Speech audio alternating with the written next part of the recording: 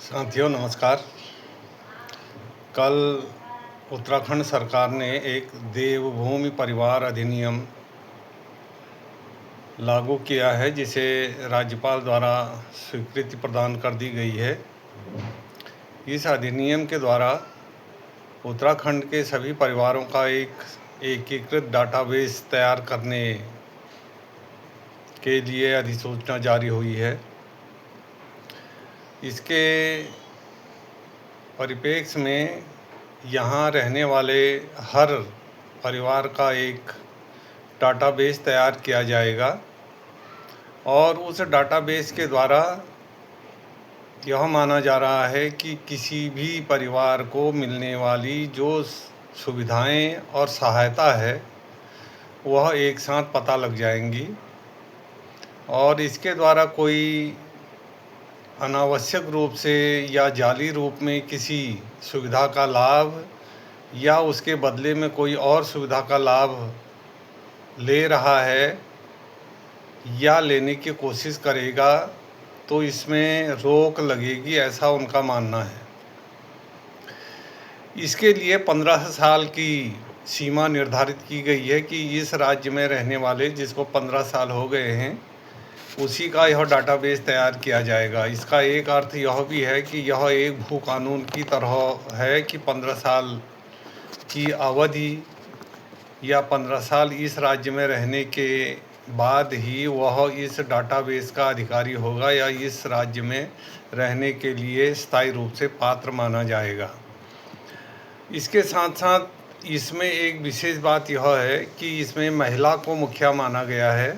18 साल से ऊपर की जो भी परिवार की महिला होगी उसके नाम से वह डाटाबेस तैयार होगा।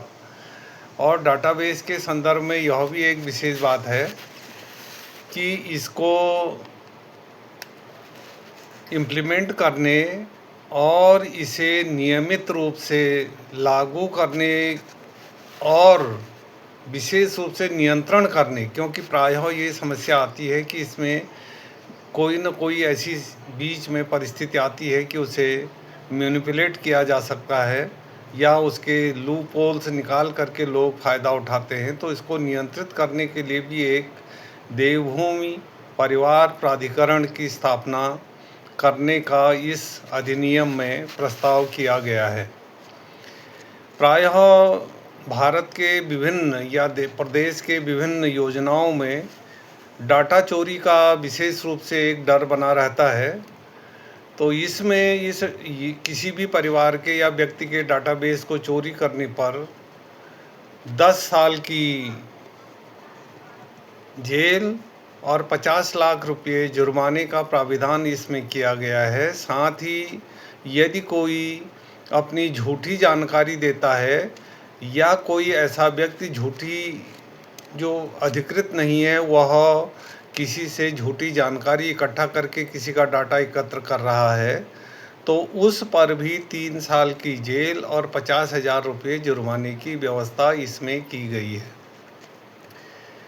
अब यह किस तरह से योजनाओं को लागू करने देखने में तो ये बहुत अच्छा लग रहा है, परंतु यहाँ के निवासियों को पहले से ही 15 साल की सीमा का जो अनुपालन है वह ज़्यादा समीचीन या उचित नहीं लगता है। उनको लगता है कि इसको कम से कम राज्य की स्थापना से लागू किया जाना चाहिए था, जो विशेष रूप से करीब 25 साल से ऊपर के यदि यहाँ के निवासी हों उन पर।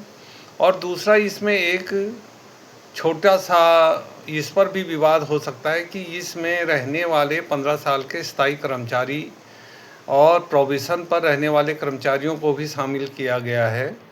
तो राज्य में ऐसे बहुत से कर्मचारी हैं जो इस राज्य के नहीं हैं, अब उन्हें भी इस राज्य का मान लिया जाएगा तो यह स्थायी नागरिक इस राज्य के माने जाने जैसा हो जाएगा और इस पर भी लोगों को शायद ऐतराज़ हो सकता है, और जिसके लिए पहले से ही इस राज्य में बहुत से ऐसे दूसरे राज्यों से लोग आकर के यहाँ की भूमि को हड़प रहे हैं या यहाँ की निवासी बनने के लिए आधार कार्ड और दूसरे ज़मीन को अनधिकृत रूप से हथिया रहे हैं। तो इस मामले में पहले से ही कई विवाद हैं।